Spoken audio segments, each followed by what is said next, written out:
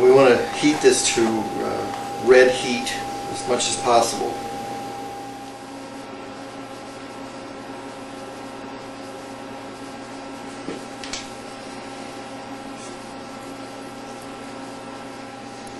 This sample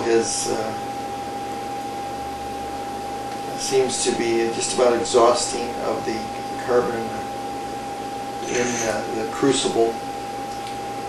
You can see that we have it at red heat, which is plenty of. That's probably about 600–700 degrees in order to drive off all these volatile compounds. And this is ready to go into the next step, which will be determining the percent carbon in the material. Well, our sample has had time to cool down. Let's take a look at it.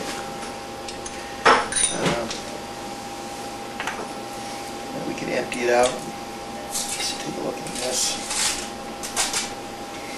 Here, now what we have left after that heating process is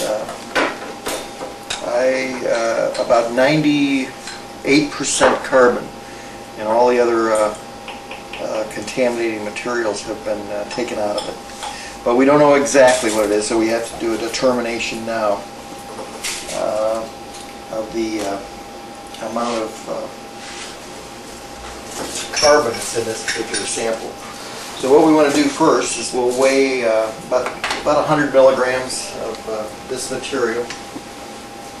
That's 93.4 milligrams. That's enough. We need about 100. Now we want to put this in one of our crucible. And so we know the exact weight of the material that we have. We're going to heat this crucible for about 3 minutes to drive off any moisture that's in the crucible.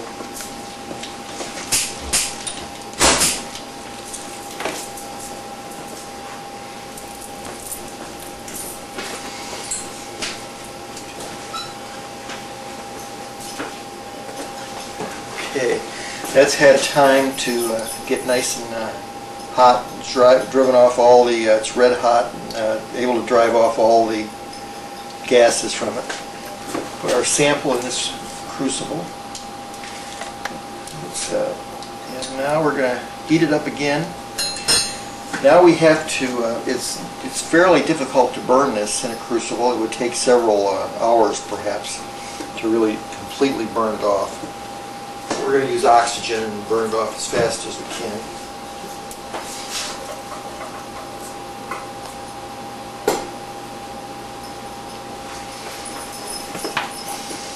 This gets kind of bright, so keep it this shield. Use this shield so we don't hurt our eyes. You can see when we add the oxygen to it, it comes, lights up. Without the oxygen, it just barely burns. With it, it burns very, very hot. You can measure temperature from the color of that flame, and that's white hot, which is several thousand degrees. And we have to continue to burn that until it completely extinguishes.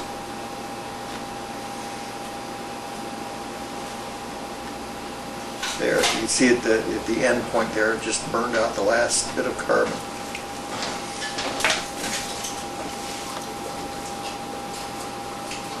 Now let that cool.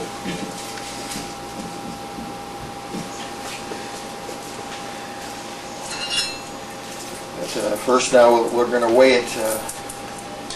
After that's cool, we'll weigh this again and see what the amount of material is left in it.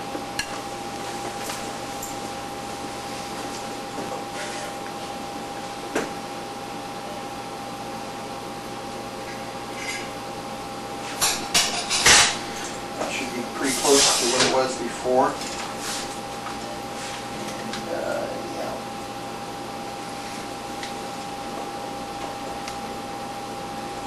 Yeah, it's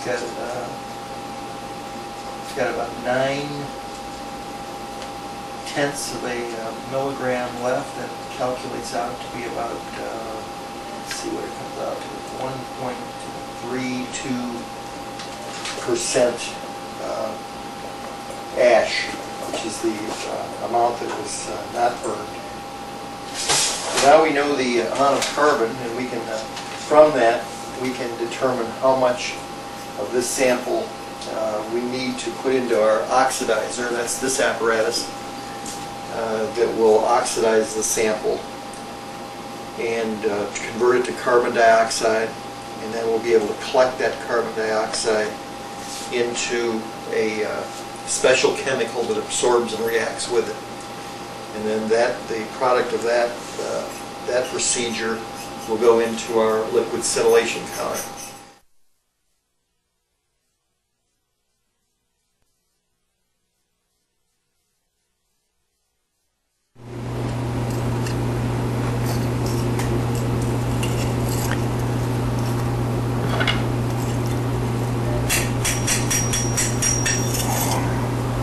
Now we're going to get a sample vial,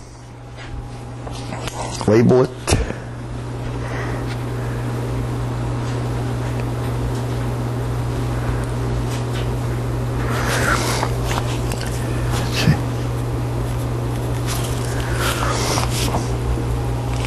and the first ingredient that goes into this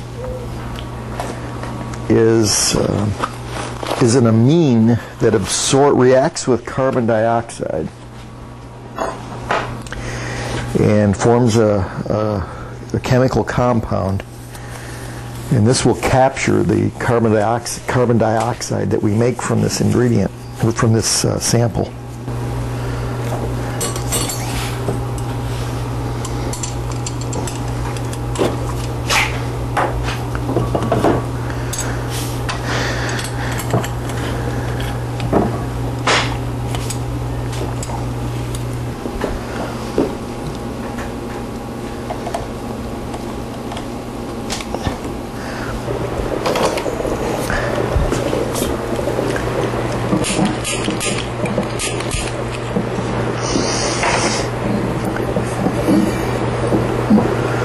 This Vicor tube is very resistant to heat. We can heat it up to about 1,500 degrees and it won't soften.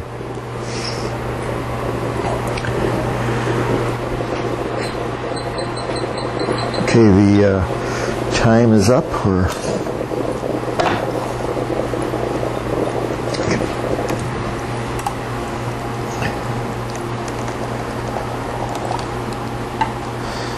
Now the next step is going to be to add the scintillate. And this, right now, our carbon dioxide is dissolved in this carbazorb. And however, now we need to put another chemical in that will detect the decays of the carbon-14. And the way this works is whenever there's an electron that's emitted from the carbon-14, it'll hit one of these molecules of the scintillate, which will glow for a few micros or nanoseconds. And then our liquid scintillation counter measures that glow, and when it sees it, it knows that there was a carbon-14 decay, and that machine can count that. So let's go back over to our pipette station, and we will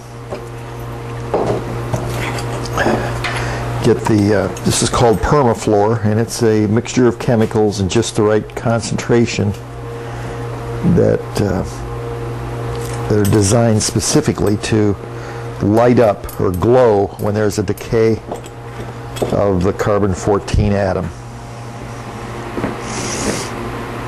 Now we got to make sure we wash our container completely out. So